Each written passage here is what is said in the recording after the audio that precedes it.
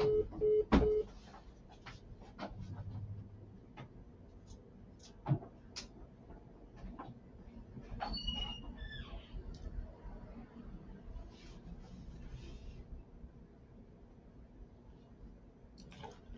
think good to go. Good afternoon, ladies and gentlemen, and welcome to another episode of Sports Talk Eddie, live presented by Our Time Press. It's time to get the hoodies out. It's pretty cold out there, nice brisk air. We got a lot to get into today. We got some NBA news. Obviously, NBA is back. I'm so excited about that. It was nice to get that retro feeling back with the NBA now being back on NBC for the first time 20 plus years. They had the old school music back, which I absolutely love. It brings me back to my days as a kid. Obviously, we got NFL news, and we'll see. We'll get into a mock trade as far as what the Mets and the Yankees should do in the offseason. But we're going to get right into it as far as the news today that shocked the NBA world as Portland Trail Blazers head coach Chauncey Billups, Miami Heat guard Terry Rozier, and former Cleveland Cavaliers player and assistant coach Damon Jones was arrested today as a part of a wide-ranging investigation and rigged games black by the mafia, authorities announced Thursday. Billups was arrested in Oregon. Rozier was arrested in his hotel in Orlando, Florida, and they have been placed on leave for their teams for the time being. Tiago Splitter will be the interim head coach for the Portland Trail Blazers pending the investigation. So as we get into it now, we're just still getting information as far as what's going on, how long it's been going on, where it's been going on, and just as far as like, athletes or whatever sports figures were involved, we're still getting information as we go. If we do get additional information, we will definitely bring it to you live. So what we got now is that it's been a total of 34 people that has been arrested as a result of a years-long investigation, which has covered 11 states and is involving tens of millions of dollars. A quote we have here from FBI Director Kash Patel. Law enforcement officials said that multiple charges involve four mafia families and organized crime networks, with Patel saying the money that was involved is tens of millions of dollars, and he quoted in saying that this incident involving the athletes and just the mafia and things of that nature is called mind-boggling. So this is definitely not the news the NBA and Commissioner Adam Silver wants to hear about it and stuff like that. Obviously, earlier in the offseason, we heard NBA player Malik Beasley perhaps being connected to sports betting and stuff like that. And again, this is within the past couple of hours. These news just broke out as far as who's been involved and stuff like that, and what has happened. But so as far as Billups go, he was charged in a separate indictment, alleging a wide-ranging scheme to rig underground poker games that were backed by the mafia families. And this is just from what FBI authorities are saying at the time being. So as far as Damon Jones go, there was reports that he was providing information regarding an injury that LeBron James had at the time to bettors. So again, this is wide ranging. This is coming out as we come to right now as far as the information provided to as far as this sports betting saga that has come about within the past couple of hours. So this could possibly be this. Obviously, this is one of the darkest days in the NBA to have a situation like this occur with so many former, and we don't know if this is current sports figures. For now, we know that it's former sports figures. We do have a current coach in Chauncey Billups that has been involved with this, and this is just terrible timing considering the fact that the NBA just came back. We're 2 days in for the brand new NBA season, and it's just unfortunate timing for this story to come about. So again, 34 people have been arrested and connected to this sports betting scandal. And if we do find more information regarding this matter, we'll definitely bring it to you um, on the show live if we do have any further information regarding what's going on. But again, Chauncey Billups, Terry Rozier, and Damon Jones are the known players that we have known that's been connected and arrested as a part of this wide-ranging sports betting scandal that's been going on. So definitely shell shocking as far as NBA news goes. But we're gonna stick it with the NBA, and we're gonna talk about what we have seen as far as the first couple of weeks, man. And again, the NBA just perfect timing as far as these games that came in. I was able to sit down and watch the whole entire game of the Houston Rockets and Oklahoma City Thunder with my dad. That game went into double overtime, and it just listen. If you're just a fan of basketball and you've been watching games, you appreciate that. If you're just now getting into the sport and you want to at least take an interest into knowing the players and just getting a feel of the game, that beginning that beginning game between the Thunder and the Rockets was just unbelievable, and it had everything that you want to see as far as getting into the sport itself, and just you know getting into a brand new season and having a game of that aspect with that playoff atmosphere right off the jump in the first game of the year. It had a little bit of everything. Former MVP Shea Gilgeous Alexander. You had NBA players, former NBA players showing up. Kevin Durant, in a different uniform, was always exciting and controversial to see him come back in Oklahoma City, where he spent 7 seasons there in the Thunder uniform. So just an amazing game. And then obviously the nightcap was the Los Angeles Lakers against the Golden State Warriors. It's still very weird to see Al Horford in a Warriors uniform, and obviously, you expect good things from Steph Curry, of course. Even at age 37, you expect him to still have 25 a game and whatnot, and shoot a flurry of threes. Luka Doncic, who, as I said last week, I have him as one of the players to come out just in the league itself. I have him and Jalen Brunson as one of my front runners to win the MVP. Just he just looks amazing. Obviously, he's in better shape. I think he dropped about 30 pounds.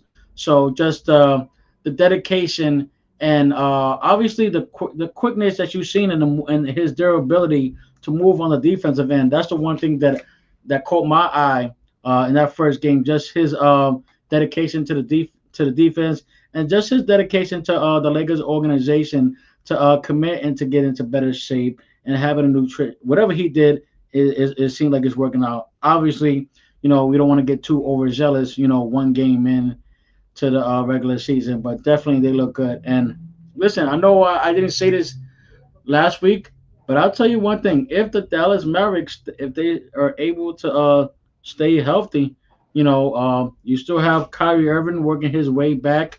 Cooper Flag is going to do amazing things in this league. He's the youngest player in the NBA. He's only 18 years old. Again, I watch a lot of Duke basketball, so I seen what this kid's made of, and bar none, he's had the most hype coming into the draft since LeBron James, in my opinion. So I expect nothing but wonderful things and a longevity, healthy career for Cooper Flag to go along with Klay Thompson. You have P.J. Washington, who is fresh off a 3-year, $90 million contract. He signed with the Dallas Mavericks in the offseason. And, of course, you have the core of that team in Anthony Davis. And we all know what Anthony Davis can do when healthy. So you got a lot of good things going on. But how about those New York Knicks? Now, despite Josh Hart missing the game and Mitchell Robinson missing the game due to injury. They still look really, really good. And again, this and who they beat. This is not a pushover team.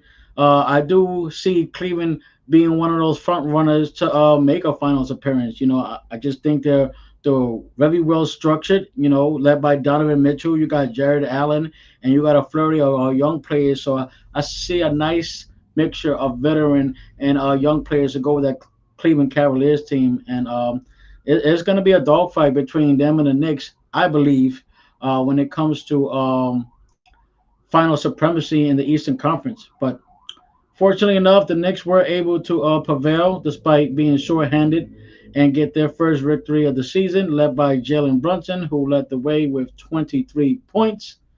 And again, I'm not going back on my word. I'm not going back on my word. And I'm going to say this every chance I get. If the Knicks can stay healthy, I do see them in the finals. I do see them in the finals. There's the right now the way they are structured, despite the new offense that Mike Brown has going for them, you do see potential with this team. Now, again, I know there's fans out there who are bummed out that they couldn't pull the trigger to get Giannis Antetokounmpo, but again, I look at that scenario right there and say, man, can this be it's a little bit different. I hear a lot of people comparing it to the Carmelo Anthony trade from a couple of years ago. Now that's sort of different because I believe Carmelo Anthony had about a year left in his contract when that trade happened. He was going into a free agency that summer, and the issue with that is the Knicks had a pretty good damn team. But they were pressured by management to get that trade, to pull that trigger, to get him in a Knick uniform during that season. When I felt like they could have kept that core of Wilson Chandler and company with that team the way it was structured. But fortunately, unfortunately, because it was an exciting time, and Carmelo Anthony did go on to do some amazing things in the uniform. Unfortunately, he did not lead that franchise to the promised land, which is ultimately an NBA championship. But again, for this current time, this the way this New York Knicks team is structured, there's no reason, health permitting, that this team cannot make it to the NBA Finals. And I'm gonna stay with my pick that I said last year when we were going over predictions as far as the East and Western Conference. I do have the New York Knicks coming out of the East, and I have the Denver Nuggets coming out of the West. And I got a lot of heat from people like, wait a minute, what's going on? You're gonna just forget about the defending champions, the OKC Thunder? They're coming. If there's any indication as far as what the Houston Rockets did the night before, they're coming. Listen, the West is going to be so stacked with so much potential and so much players making an impact as far as where they're going to be structured as far as playoff seeding. But again, you look at the Denver Nuggets. Yes, there appears to be a more veteran team, but with veterans equals experience, and with experience usually leads to success as far as winning. I like the additions they made, bringing in Cam Johnson, who is a 3D guy. He can give you a defensive presence. He's rangy. He can hit the three ball when you can, and he's also a guy that can pretty much take the load off of Jokic whenever Jokic is facing those double team schemes that he will probably face most of the season. And then you got Bruce Brown. A lot of people seem to forget that Bruce Brown played a pivotal, pivotal moment, and against that Denver Nuggets team that won it a couple of years ago. So we have to also pay homage to that edition of the Denver Nuggets, bringing him back in the fold. And then obviously you got your usual suspects and Jamal Murray and things of that nature. So I definitely like what the Denver Nuggets can bring. And again, it's too soon to obviously make these predictions. Obviously, right now these are mock predictions and health permitting. But It's going to be very interesting to see where they are come June. But the Knicks look really, really good. And again, I alluded to this a couple of weeks ago on the podcast. You know, the way this team is structured and the way Mike Brown runs his offense, I think is going to benefit two players. And I said this before anybody said it. It's gonna benefit two players in OG Ananobi and Mikal Bridges. OG Ananobi had 12 rebounds. I believe he had 20 plus points in that game, if I'm not mistaken. And then Bridges came out the gates really hot. And I think the way these players are, they need to be more reliant as far as having the basketball in their hand. And you saw a lot of that where they were able to take the load off of Brunson. And again, there's going to be nights where Brunson's going to play 30 plus minutes. You do need that second tier option of scoring.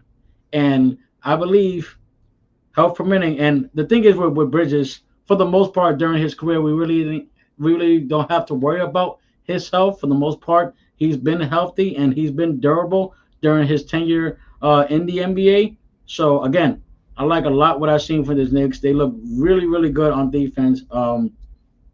Something to monitor. I know Carl Anthony Towns is sort of battling a grade two quad strain, so that's definitely something that I believe the Knicks are going to monitor. Whether he plays in tomorrow's game against the Celtics is up in the air right now. But these injuries, especially those muscle injuries, those are very very delicate injuries. Those are injuries that if you go upon the threshold, it could lead to 1 to 2 weeks, or it could lead to 1 to 2 months.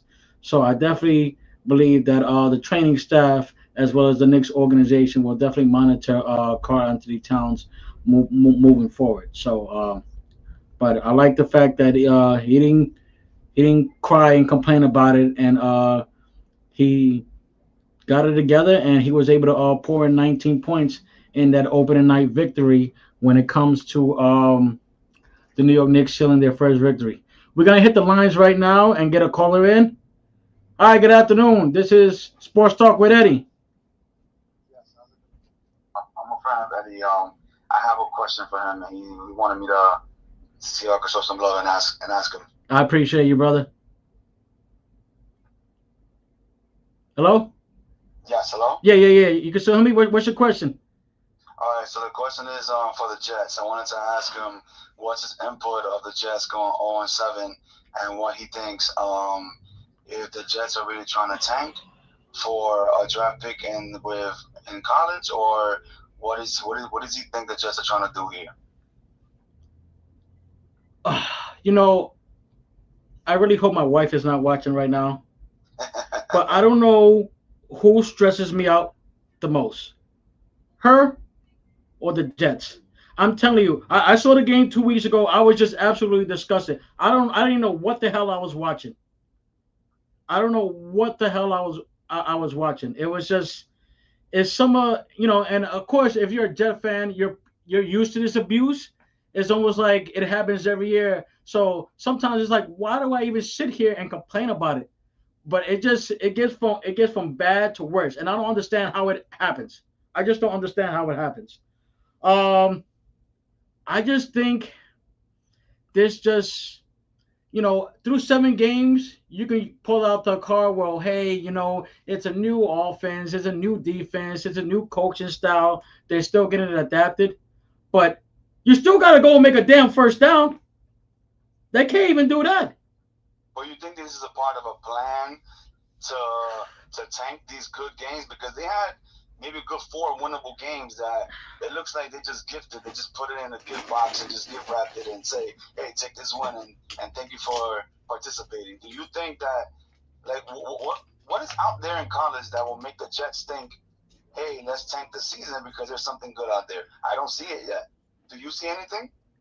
I really tried to forbid using the word tanking because as a fan, you know, you want your team to perform at the best of their ability. Obviously, with the Jets being 0-7, we don't see any of that.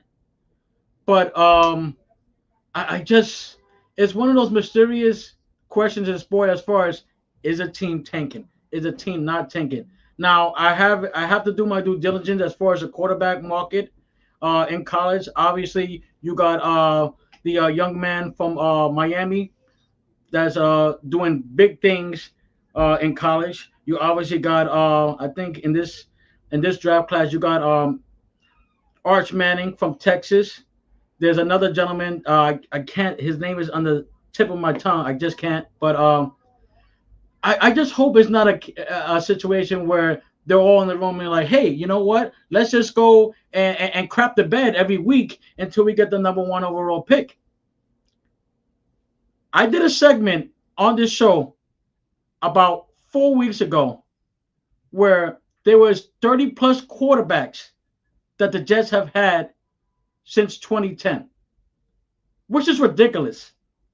So there isn't a consolation where if they draft the quarterback number one overall, it doesn't mean that it's going to pan out because the Jets have shown historically that they find a way to screw up these players. It's it's not even a foregone conclusion that if it's going to happen.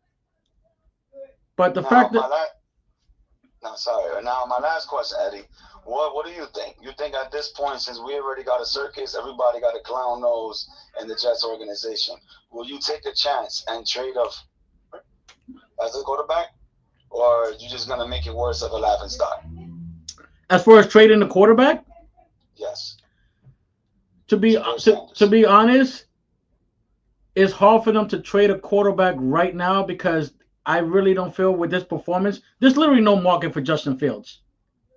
And I believe there is some guaranteed money that he has between this year and last year with the 2 year contract that he signed in the offseason. I mean, the guy had the guy had negative 10 net passing yards. He threw for 45 yards in that game against London, and he got sacked 9 times for a loss of 55 yards. Do you want somebody like that? Negative. So I But do just you don't have know. any future draft picks? Maybe we can trade for, or you think it's too deep to risk it for something we don't know in trading for a quarterback like Sanders? So now the trickery with that is, what would the compensation be if we were to get somebody like a Shador Sanders? Would Cleveland bite for a third round pick? Are they willing to? Because they need a quarterback too. Will they take whatever guarantee money that Fields has along with a third round pick? Because even though there hasn't been so much noise as far as Shador Sanders getting the starting job in Cleveland, they're still going to want draft compensation for him. I would believe. Are we holding Um, on to Breeze? Say that again. I'm sorry. Are we holding on to Breeze Hall? I think if that was one of the chips that would have to go, I mean, the trading deadline, we're about 2 weeks away from the trading deadline. I wouldn't be surprised if that would be the piece to go. I know Kansas City's in the market for a running back. I know Dallas is. I hear a lot of noise as far as San Diego, perhaps interested in Brees Hall services. So again, it will probably be him. I think Brees Hall, you'll be more reluctant to get a second round pick, maybe a third. The noise that I've been hearing lately is Quentin Williams. And by God, I don't want that to happen. I don't want that. I love Quentin Williams. I loved him ever since his days in Alabama. But you need to find some sort of structure. Now granted, the past 2 weeks, the Jets defense for the most part has shown up. But again, you need to find something to at least stop the bleeding as far as what's going on. Because I'm telling you, I've been watching the Jets since '98. This was Neil, maybe even earlier than that. Neil O'Donnell, Testaverde. This is probably the worst football I've seen in 20 years. Negative 10 passing yards. Yeah, I You agree. can't make you Thank can't you, make Eddie. this up. But obviously, you can't trade Sauce Garner and you can't trade Garrett Wilson because they just locked up 4 year contracts during the offseason. Quincy Williams will be another name. Again, Quinton Williams perhaps, but it's all about the proper compensation we can get for those players. So if they're gonna do a fire haul and sell, those are the three names that I would definitely take a look at as far as the proper draft compensation, as far as Brees Hall, as far as Quinton Williams and Quincy Williams. If they do trade Brees Hall, you're pretty much waving the white flag because the Jets have no perennial running back after that. Braylon Allen is going to be out probably the rest of the season with a knee injury that he has. So you're pretty much going to have to you're pretty much going to try to acquire a C level running back or get somebody from the practice squad if you do indeed make that trade. And I can kind of see where the energy is going towards that. I think about a week or so ago, Brees Hall uh, put out a cryptic quote on X regarding his services and regarding how effective that he could still be when given the opportunity. Now, again, you don't want to really look into that and make assumptions, but when a player of his caliber does that, it's sort of eyebrow raising as far as what did that mean, who is that alluded to, and things of that nature. So those will be the three chips that if I had to get good draft compensation, those are the names that I think that will fall. All right. Thank you for your time, Eddie. I appreciate it. Thank you so much for your call, brother. I was really not hoping to get any calls about the damn Jets. I just you look at the game every damn week, and they get worse and worse. We got the chairman of the board, David Greaves here, and I think once we're off the set here, I think we should go down to Florham Park and see if we can get a tryout. I guarantee we can probably both move the ball down the damn field. You know, and again, this is more of just the sports head in me, not necessarily the fan aspect. You gotta show some effort, man. And maybe that's just the New York in me where we just expect more at this point. But this is just really, really, really bad football. Now, obviously, in this day and age, the finger point is going to be towards two people. It's going to be the head coach and it's going to be the quarterback. Now, granted, I don't know if you guys saw the interview that owner Woody Johnson got. He pretty much called out Justin Fields publicly. That's one of the segments that I wanted to get into. I just feel in that situation, stuff like that you have to keep in house. You don't want to discourage your quarterback. You don't want to blast your quarterback. And, you could look at it either way. That's exactly what it was. If you read between the lines, that's exactly what he said. And it was clear as day that he was throwing shot at Justin Fields. Now, granted, the Jets still haven't announced who their quarterback will be this coming week. There's been all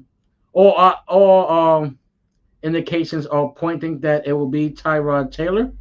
The Jets are going to head to Cincinnati to play the Bengals. The Bengals have a pretty good offensive team. Obviously, we know about T. Higgins, and we know about Chase and those boys out there. Those guys can hoop. They sort of struggle coming out the gates, but still a pretty good team nevertheless if they're healthy. And you got to consider the fact that they don't have Joe Burrow at the quarterback. They're pretty much putting out the journeyman in Joe Flacco. But again, this Jets team, this is it's almost. And you know what? Sometimes I just look at the game and I'm like, why the hell am I even watching this? This is 3 hours that I'll never get back in my life. But again, when you're a fan, you're gonna be drawn in. You're gonna hope, hey, you know what? Maybe this is the week we'll have change, or maybe this is the week that we'll obviously see them catch a 20-yard post route. I haven't seen any of it. And again, a couple of weeks ago on the podcast before the season started, I did say this is going to be a process. This is obviously a rebuilding year. But when it comes to rebuildings, you want to see progress. That's the whole point and definition of a rebuild. You want to see progress. I don't know what the hell is going on. You got the owner calling out the quarterback. And with comments like that, that pretty much was the nail in the coffin as far as Justin Fields being the starting quarterback for the New York Jets, in my opinion. That pretty much killed that from even happening. Obviously, with Tyrod Taylor, getting injured. I do expect Tyrod Taylor to be the quarterback this Sunday. You just need some change at this point. You really, really need some change at this point. I don't know what's going on. It's almost dreadful to watch. It's the worst football that I've watched in 20 years. This is really, really bad. You got fans showing up with their jerseys, but you also got them showing up with bags over their head. It's really bad. They've become the laughing stock of the league, and I don't know. You want to be encouraged by what you've seen, but there's really nothing to be encouraged about. They can't. They always seem stuck as far as moving the football around.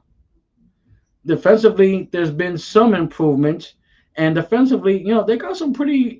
They got some perennial players there. You got Jermaine Johnson's there, Quincy Williams, which is going to be a big help. He's going to return. He's expected to return from IR this week, so you add him into the fold along with Quinning. And then obviously, when you talk about the secondary, you got to talk about Sauce Gardner. But again, you got to be able to move the ball down the field. It is questionable as far as Gary Wilson's availability. We all know that he missed last week's game due to a hyperextended knee, and you're pretty much. I mean, what more do you have other than Alan Lazard as far as the receiving core? You got Reynolds there that shows some flashes, but definitely hasn't been on a consistent basis. But you really don't know. You really don't have nowhere to throw the ball to. And then the offensive line has just been crap all year. You could point fingers so much as far as the ineffectiveness that Justin Fields has throwing the ball, but the fact of the matter is he got sacked 9 times in that game against Denver. That is the epitome of the lack of consistency within that offensive line. Listen, you could throw Tom Brady in this offensive line right there. I don't know if Tom Brady is going to be Tom Brady with this current offensive line. So I don't know if this is fixable. And like the last caller Eric said, it almost oozes as if they're tanking. There's no effort there, and it really pisses me off as a fan to see that and see it unfold, and just it's just honestly it's just terrible, terrible football. It's terrible, terrible football. The only team in the NFL currently that hasn't won a damn game. So I don't know what to make of this. Um, you only hope, and this saying, I can't sit down and say, hey, you know what, Aaron Glenn is a bad coach. I've been hearing that and seeing that all over social media. You know, Obviously it looks the way it looks now, but we can't ignore his resume in Detroit. We just can't. We just can't. That Detroit Lions team is a pretty good team and is set up to this day because, especially the defense, because of Aaron Glenn. Now, obviously, you need those personnel that can help you, that can help that team elude and hopefully be compatible to that defense, that Detroit guys. Does it look that way now? Hell no. Now, obviously, this is going to take some time. Like Eric said, as far as draft compensation and stuff like that, um, it gets to the point week by week, especially with the Jets losing. Do they consider selling? Are they going to do a fire wholesale and just break the team apart? Does this include perennial names like a Quincy Williams, like a Quinton Williams, like a Brees Hall? Brees Hall probably the most likely to be moved. There's been a lot of noise as far as his departure from the Jets. Again, the Chargers are in need of a running back. I mean, can you just imagine Patrick Mahomes, Patrick Mahomes handing the ball over to Brees Hall? Insane, insane. I really hope one day I can be happy about this and actually talk something good about the Jets, but it's kind of hard to do that when your team is 0-7. So again, And I was actually speaking to my dad about this earlier in the week, and he was like, "Hey Eddie, when you go on your show, what is going to be your message to Jets fans? One word: pray, because that's all they got at this moment. You just pray and hope that things get better. But again, this is a very dicey situation. Um, again, based on the draft compensation, the draft capital they would get for those players that I mentioned that could be on the move. This is it's going to be a long process. But if you're a Jets fan, everything's a long process. So this shouldn't even bother the prototypical fan. It just bothers me because it just seems like it is the top tier worst brand of football that I've seen. This is supposed to be a real rebuilding year, but again, with rebuilding, you want progress. Where is it? So that's gonna wrap up that part as far as the Jets go. Again, before we had the call, we were talking about the New York Knicks and their potential status as far as perhaps making the finals. It's not a foregone conclusion. I just want to make that very, very clear. It's not a foregone conclusion. There's so many good teams from the East that have gotten better, and again, it's easy to lower the noise when it comes to Boston, considering the fact that Tatum will probably be out most of the year, if not the entire year. The same thing with Indiana and Tyrese Halliburton. They're still pretty good teams, minus those players. And then you got to look at teams like the Orlando Magic. They're still a pretty good team. You're getting a healthy Paolo Banchero. Hopefully, I love Paolo Banchero's game. They also acquired Desmond Bain. I said, last year that if there's anything that this team needs is shooting, and I think they got the perfect antidote in the services of Desmond Bain. And then you got the Atlanta Hawks, who again, when healthy, Kristaps Porzingis, with his versatile style of play, I think if he stays healthy, I think that's a pretty good move uh, for the Atlanta Hawks. So obviously, this is just a process, but I do see those teams coming in. And again, the Detroit Pistons. Now, I hear a lot of people saying, "Hey, well, if Isaiah Stewart was healthy, they would have beat the Knicks in that series." I doubt it. It would have made that series a lot more intriguing. I think it would have gone to a game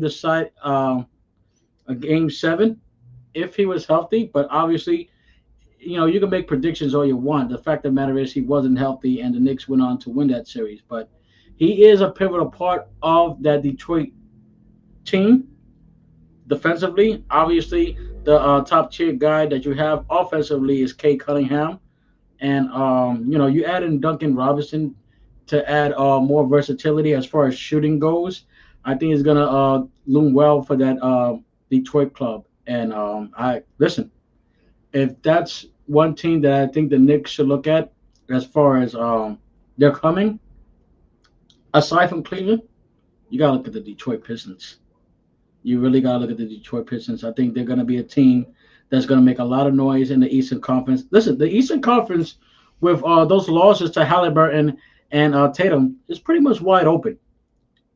Obviously, this is health permitting. I can't stress that enough. But it's gonna be interesting to see where they are, where these teams are, as far as the top tier teams in the East, as far as playoff seeding and things of that nature goes. But again, there is no reason, and I know I sound like a broken record at this point. There's no reason why this New York Knicks team, can't make the NBA Finals. I'm a true believer of that. I do expect Madison Square Garden to hold NBA Finals games in June, but again, still a long season to go. I think with one game in the books, if you're a Knicks fan, you definitely has to be encouraged the fact that they performed the way they did without being at full strength with Josh Hart being out and Mitchell Robinson being out. Now, the most interesting thing that is still yet to unfold is going to be the starting lineup. When Robinson comes back, when Josh Hart comes back, Are the Knicks going to have a big front court or are they going to go small? Now, I think, if I know Mike Brown the way I know Mike Brown as far as his coaching style, I think he's just going to go based on matchups. So I think if there's a big team that comes into town, I think he's going to probably match that. I don't think he's going to go big man for big man. I think he'll probably go for a smaller lineup where you'll see Ananobi play the four, and then you'll see Josh Hart play the small forward position. And obviously, if there's a team that goes small, maybe you'll play big or whatnot. But I do see, based on the matchups of what he feels comfortable with, you're going to see. And I don't know if this is going to be a good thing as far as having certain players in and out of the starting lineup. But again, I think with Mike Brown, considering his success that he's had in the NBA across 3 decades, he's going to go with the lineup that he feels is going to give him the best chance to win. Whether it be Josh Hart in the lineup, whether it'll be Mitchell Robinson in the lineup, and obviously it's kind of a win-win because if you put Robinson in the lineup, we all know the energy that he brings, especially on the offensive, with offensive rebounds. You know, you have that size, you have the versatile ability that he has as far as moving around, as far as spacing goes. So you have that as far as Mitchell Robinson goes. And as far as Josh Hart goes, you bring him off the bench. You got Josh Hart, Deuce McBride, and Jordan Clarkson. That is a hell of a bench. And as we wrapped up last year's NBA season for the New York Knicks, and one knock that we were talking about the New York Knicks, and I think everybody could agree with me, is their lack of bench production. So you add Hart to the mix. You add Jordan Clarkson. You got Miles McBride. Ersan Yabusele is a name that I think people are going to be very, very surprised about. As far as the tenacity and energy that he brought from Philadelphia, especially when Joel Embiid went out. Once he gets to the thick of things, I think that's going to be another asset that's going to solidify that bench even more. So again, it's it's a good time for Knicks fans to be encouraged about what they saw and stuff like that. And I like that it seems like this offense is gonna be more reliant on players like an OG Ananobi and Mikal Bridges, which is ultimately probably gonna save the legs of Jalen Brunson throughout the course of the season. Obviously, when it comes to crunch time and stuff like that, Jalen Brunson is going to be the guy that go to. But if we have players who are willing to take the step to willing to just to take have the ability to step up and make those timely shots to take the load and the pressure off Jalen Brunson. That just pays dividends for the New York Knicks moving forward. So again, really really good stuff that you see from the New York Knicks and whatnot. So I'm excited. I'm excited, and this is coming from a non-New York Knicks fan. I'm sorry. I've been a Nets fan since before they were in Brooklyn. I'm talking about the days of Vince Carter, Jason Kidd, Richard Jefferson came on. You know, Now obviously when you talk about the Nets, it's a very young team. I did catch a couple of minutes. I basically was listen when you have so many basketball games going on, you just you're picking up one chicken wing, you're getting your Gatorade, and you're just flipping channels. So with the Nets team, it's I don't want to jinx and say they're going to be like the Jets. I don't want to say it, but it's a relatively young team. They did have five first round draft picks, highlighted by Igor Demin, which a lot of people are expecting high hopes. I even read one reporter who said that he wouldn't be surprised if Demin becomes pretty much shocks the NBA in its entirety. So we're gonna see what's that about. Again, and then you still have your combination of veterans when it comes to players like Michael Porter Jr., who they got from that trade for Cam Johnson coming from Denver.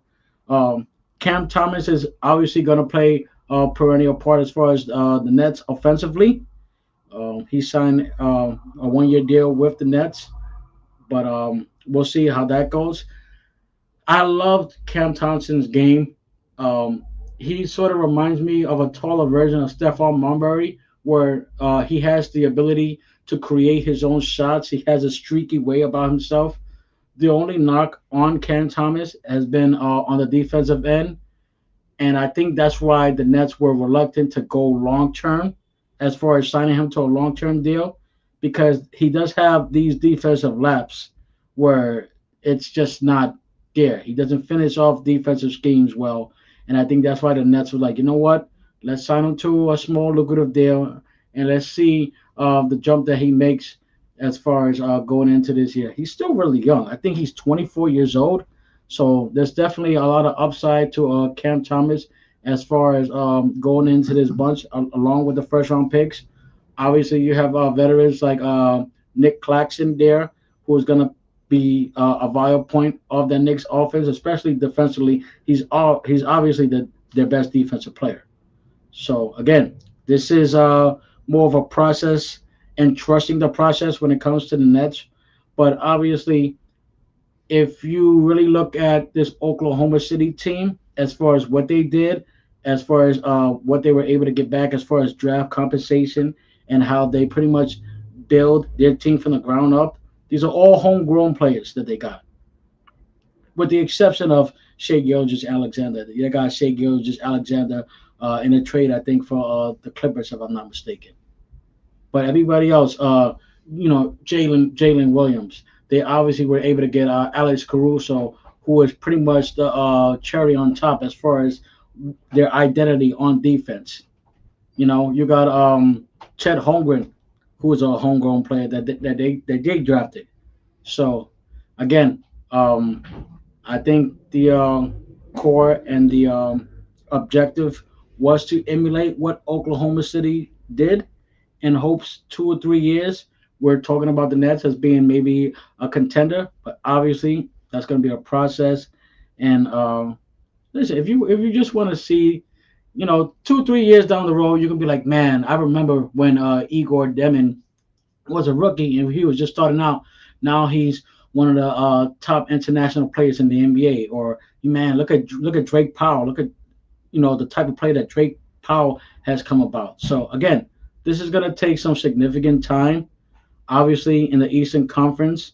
But again, it's still to be determined as far as what these draft picks are going to be. I don't remember in my lifetime ever having a team that had 5 first round draft picks, and hopefully, hopefully it's like bingo where they just hit on everything, and these players end up turning out to be the core of what the Nets are going to be. 3 4 years down the road. That's still to be determined.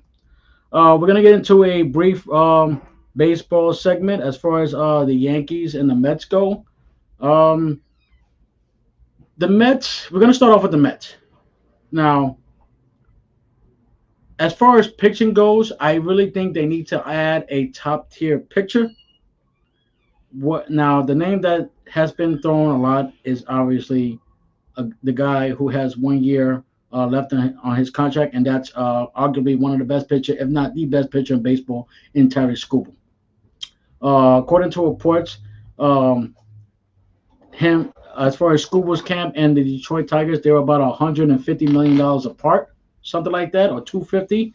I can't remember the exact number, but if you add, obviously you got Jonah Tong, you got players, those top three pitchers that the Mets got and stuff like that. You add that, and then you're able to add a top of the end rotation to go with those three pitchers that they have. Terry Skubal is going to be lights out as far as what the Mets could have as far as their pitching rotation. So that's going to be a huge name to watch out for as far as what the Mets got. I don't. There's obviously different directions that the Mets can go as far as what the trade market looks like as far as Kodai Senga goes. Kodai Senga, when he first came in, he looked very promising, but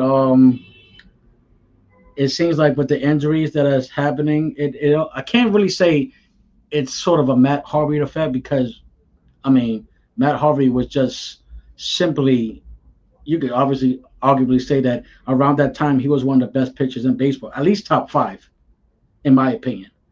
But you get a guy like Scooble, you know, and we all know Uncle Stevie, Mets owner. He loves to spend money. He's not afraid to spend money. He's never been shy about that. So you see a rotation of Scooble, Manaya, Jonah Tong, Nolan McLean. That's that's a really good rotation. And then you got Brandon Sprout right there. That could be a hell of a rotation. Um, Bullpen. Their priority should be to resign Edwin Diaz because, in my opinion, he's still a top five closer in this league. And I would love for somebody to come on the show or call to dispute that with me because the numbers are right there. Edwin Diaz is still a top five closer in this league. So that's one thing that the Mets need to make that as a priority as far as a front end starting pitcher goes. Um, First base is obviously an issue for the Mets. Um, it was noted that Pete Alonso is going to opt out, and I think this time around it's very unlikely that he'll be back in a Met uniform. We'll see how that goes and whatnot. But I know as far as the international standpoints, there are two players that has been highly coveted as far as the Mets go, and that's Murakama, who is obviously I think I'm saying the name right, Munataki Murakama, left-handed batter who's got some significant pop. It's been one of the best players in the Japanese league. So we'll see if that's a name. Munataka Murakami. I think I said it right. I think I said it right. So we'll see if that's probably a significant name that the Mets will go out for. 6'2" guy, 213-pound slugger. He hit 286 with 24 home runs in only 69 games. So again, you look at the major league schedule as far as game goes. He did that in pretty much less than half a season. So we'll see. And I know his team had posted him the other day, so he is going to be posted. And I wouldn't be surprised if you see a dozen or even more apply for his services. Another one, and he also plays first and third base, whereas I'm pretty sure, without a doubt, the Mets need a first base and a third baseman, especially with Pete Alonso on his way out. Um, I want to make a quick statement as far as not a statement, but just Jeff McNeil. That's a name. As much as I think Jeff McNeil has significant upside and stuff like that, I don't think he was the player that he once was when he came with all that excitement and hype. I think Jeff McNeil should be a name that the Mets should consider for trade. Yeah, I get it. He's got the 750 OPS and stuff like that. That's all good and dandy. But I think in his situation, you want to give the younger players that perhaps the Mets have in their organization to come up and play that position. If the Mets do strike out on one of the pivotal free agents, you also have one thing about the Mets. They have a pretty good farm system. They have a pretty damn good farm system. So I do expect. Listen, as far as what happened this year, the Mets have no choice. They're almost handcuffed at this point to make a splash like they did last season, considering the fact that, in my opinion, they were World Series favorites, and I stand by that. Obviously, that didn't happen. They didn't make the damn playoffs, but they were, in my opinion, on paper, they were World Series favorites. But I definitely think that they have to. You definitely have to address the pitching rotation because more than likely, it wouldn't be a surprise if two of those three young pitchers that they have become starting a part of that starting rotation. Who it will be remains to be seen. As far as Tong, McLean, and Sprout, we'll see what manager Carlos Mendoza decides to do with that pitcher rotation. But yeah, it's definitely going to be very interesting to see what the Mets do as far as the offseason goes. Kazama Akamoto, that's definitely another name that the Mets should be interested in. The Mets and the Yankees should be interested in the name. Now, I think he's going to be so significant as far as how free agency goes. Free agency, in my opinion, I expect for it to be very quiet this year because you don't have those top tier eyebrows and names, but you still have those trades that could just come up from under you and be like, oh wow, I did not expect that to happen. But Akamoto, he's a career 277 hitter, and he has some serious pop. Uh, he has he's been one of Japan's best players and one of the most dependable run producers. I think in 2023 he had 41 home runs and 93 RBIs, and just he's been consistent for the most part. Yeah, and I think from 2018 to 2024 he pretty much averaged 33 home runs and 27 doubles. So and he will be perfect, whether it be for the Mets or the Yankees, to put right in that middle of the order. For anybody. I mean, can you imagine him going right there with Lindor and Soto, and then you got him, or even the Yankees, somebody they can have as far as let's considering the fact we'll see if the Yankees bring back Bellinger or not, or if they can get Kyle Tucker, which I would absolutely love and be all in for. But that's definitely a name that if you're looking outside as far as from an international standpoint, Murakami and Akamoto are definitely going to be the top two tier names that's going to come off the international pool for Major League Baseball teams. I want to take this time to just thank everybody for always showing up. Shout out to Eric for taking the time to call into the show. And listen, let's sit down, max and relax, and watch some NBA and see what the New York Knicks and the Brooklyn Nets do moving forward. It's going to be an exciting year. Tomorrow night, the Knicks are at Madison Square Garden to take on the Boston Celtics. It's a nationally televised game, so we still haven't gotten word whether Josh Hart and Mitchell Robinson does come back. If they do, I would definitely report it on my Instagram. I'm also working on a TikTok to give you guys another platform for you guys to catch previous episodes or the most recent episodes. If for some reason you guys weren't able to tune in at the time, you guys can always check back and support. Just remember to like and subscribe to the Our Time Press YouTube channel. Thank you guys so much. I love you guys, and I'll see you guys on the next one.